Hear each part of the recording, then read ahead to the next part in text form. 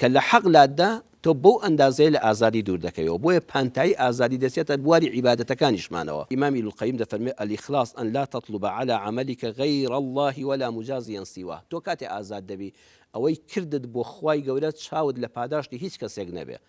ئێستا جار هەیە خێرەومەندێکە خێرێکی زۆری کردووەکو پارە، بەڵام لەخۆ لە تەلەڤیزۆنەوە باز نەکراوم کوڕەخوا کەس هەر نێگ و سپاست دەکەم خۆ ئەو هەژارە هەر نێگ و ماڵت ئاوا بێ بڕوان پێ بکە لە دەروونەوە وێرانە. یعنی ئەمە بە دووی شۆهرەت کەوتووە. ئازادیەکەی پێشێل بوو بە دەوی ناوبانگەوەیە. ئەگەر ناوم دەرکرا ئەوە زۆر خۆشحاڵم. مامۆستایەکە بڵێ گفتار دەخوێنەوە دوای سێکەم زانم چەند لایک و کۆمنتم بواتەوە. باوەڕێک من نازانم فەیسبوک چییە. جا من کەوتارەکەمدا من تەسلیم بە خوام کردووە. خودا ئەو دەنگە دەگەیەنێ.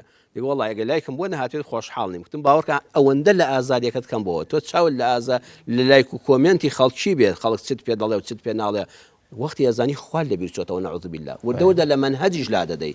ئەمجا چاوەڕێی ئەوە دەکەی خەڵک بە چی خۆشحاڵە من ئەوە بڵێم خەڵک بە چ لێم عاجز دەبێ ئەوە نەڵێم کە لە حەقلاتدا تۆ بەو ئەندازەیە لە ئازادی دوور دەکەیەوە بۆیە پانتایی ئازادی دەچێتە بواری عیبادەتەکانیشمانەوە.